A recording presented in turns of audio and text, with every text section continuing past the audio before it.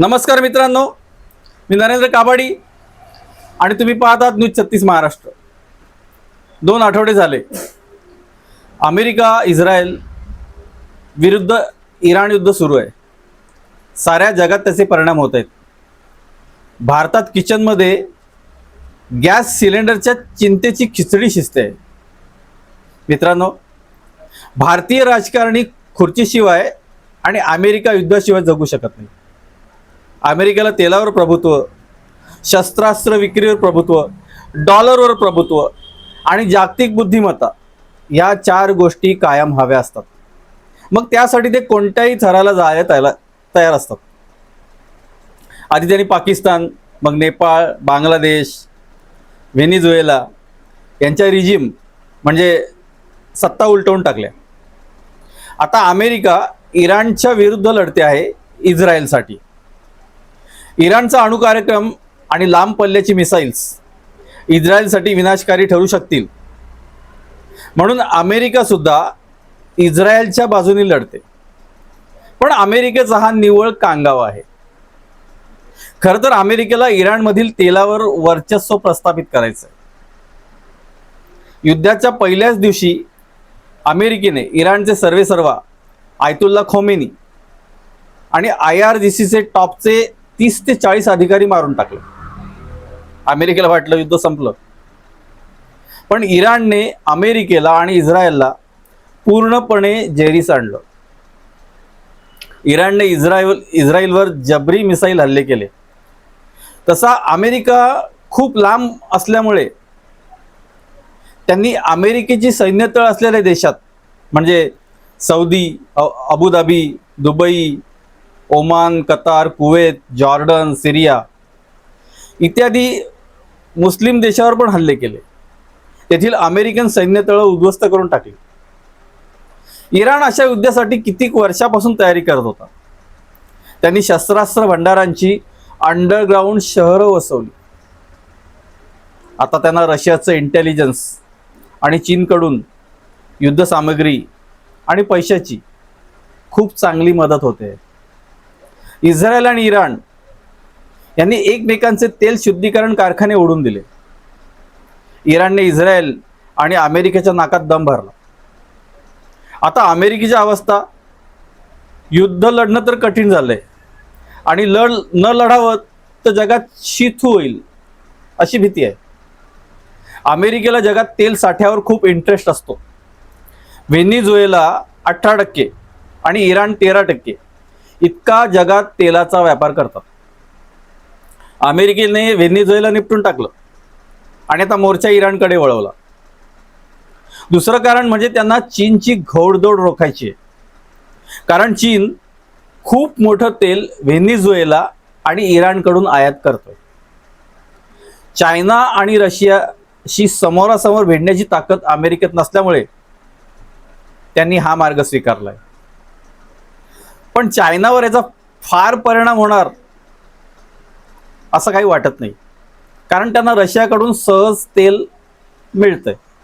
दुसरी महत्त्वाची गोष्ट, इराणमध्ये खामेनी विरुद्ध असंतोष होता। त्याचा फायदा आपल्याला होईल असं अमेरिकेचं गणित होतं, असं अमेरिकेला वाटत होतं। पण इराणच्या बहुसंख्य लोकांना अमेरिकेचा इराणमधला हस्तक्षेप नको आहे हे सत्य समोर आलंय। जोपर्यंत इराणची अणुबॉम्ब आणि लांब पल्ल्याची मिसाईल निर्मिती यंत्रणा नेस्तनाबूत होत नाही, तोपर्यंत इस्रायल गप्प बसणार नाही आणि अमेरिकेला सुद्धा इस्रायल गप्प बसून देणार नाही। इथेच अमेरिकेची खरी गोची होते। इस्रायलला माहिती आहे की इराणचे 3 ते 4 अणुबॉम्ब इस्रायलला पूर्णपणे बेचिराख करू शकतात। आणि दुसरी गोष्ट म्हणजे इराणने शेजारील मुस्लिम राष्ट्रांवर हल्ला करून सुद्धा त्या मुस्लिम राष्ट्रांकडून कुठल्याही प्रकारे प्रतिहल्ला झाला नाही। ही गोष्ट अमेरिकेला तोंडावर पाडणारी आहे। मित्रांनो, अमेरिका कोणाचाच मित्र नसतो। अमेरिका फक्त स्वार्थाचा मित्र असतो। अमेरिका देश जवळजवळ इस्रायली म्हणजे ज्यू लोकच चालवतात। मित्रांनो, FBचा मार्क झुकरबर्ग, गुगलचा सर्जी ब्रिन, डेल कंपनीचा मायकल डेल असो किंवा ओपलचा पीटर थिल गुंतवणूकदार जॉर्ज सोरोस असो किंवा चित्रपट निर्माता स्टीव्हन स्पिलबर्ग, यादी खूप मोठी आहे. ही सगळी मंडळी ज्यू आहेत. माहिती, तंत्रज्ञान, आर्थिक क्षेत्रात त्यांचा अमेरिकेत प्रचंड दबदबा आहे.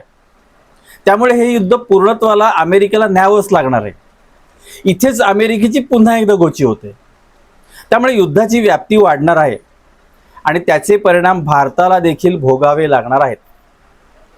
मुळात तेल आणि गॅसच्या किमती वाढल्यामुळे सगळीच महागाई वाढणार आहे.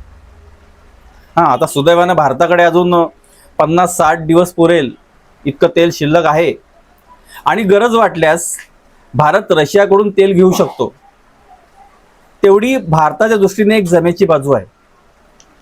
भारत या युद्धाकडे तटस्थपणे बघतोय आणि तसंच करायला हवं. पण आपल्याला हे युद्ध लवकरात लवकर थांबावं अशी सदिच्छा बाळगणं अत्यावश्यक आहे. आणि ट्रम्प तात्या, तू सनकी आहेस, हा मेसेज जगाच्या पाठीवरून त्याला पोहोचवणं आवश्यक आहे. अमेरिका हा रक्ताचा भुकेला आहे. त्याला मानवतावादाशी काही देणं घेणं नाही. अमेरिकेने जवळजवळ 3.5-4 कोटी लोक नाहक मारली आहेत, ते केवळ स्वतःच्या फायद्यासाठी. या युद्धात चीन, रशिया, इराणला सपोर्ट करते, ही जगाच्या दृष्टीने जमेची बाजू आहे. अमेरिकेच्या मनमानीला विरोध केला नाही तर पुढचा नंबर भारताचा देखील असू शकतो. कारण भारत अमेरिकेच्या आवाजवी धोरणाला नेहमीच कडकडून विरोध करत आलाय. अलीकडेच टेरिफवरून आपला वाद झाला होता. भारताने त्याला जुमानलं नाही. भारत जगातील बहुसंख्य राष्ट्राबरोबर डॉलरमध्ये व्यवहार न करता रुपयामध्ये व्यवहार करतो. हाही अमेरिकेचा भारतावर प्रचंड राग आहे. भारतामुळे आमचं डॉलरायझेशन होतं अशी अमेरिकेची धारणा आहे आणि ती बऱ्याच अंशी खरी पण आहे. पण ह्यापुढे इस्रायलची झोप इराणने कायमची उडवली आहे एवढं निश्चित. यापुढे इस्रायलला 24/7 इंटेलिजन्स मोडवर राहावं लागणार आहे. इस्रायली आणि अमेरिकेने किती वेळा प्रयत्न केले तरी इराणचा अणु कार्यक्रम काही केल्या थांबणार नाही. ही काळ्या दगडावरची पांढरी रेष आहे. ही गोष्ट पुन्हा एकदा अधोरेखित करावीशी वाटते. त्यामुळे सध्या हे युद्ध थांबलं तरी पुन्हा ते सुरू होऊ शकतं. आणि महत्वाची गोष्ट म्हणजे इराण हे युद्ध जिंकू शकत नसलं तरी अमेरिकेचा आणि इस्रायलचा फुगा इराणने फोडलेला आहे हे निश्चित. तुम्हाला काय वाटतं? प्रतिक्रिया द्या. लाईक करा, शेअर करा, कॉमेंट करा. तुर्तास थांबतो. पुन्हा भेटू. धन्यवाद.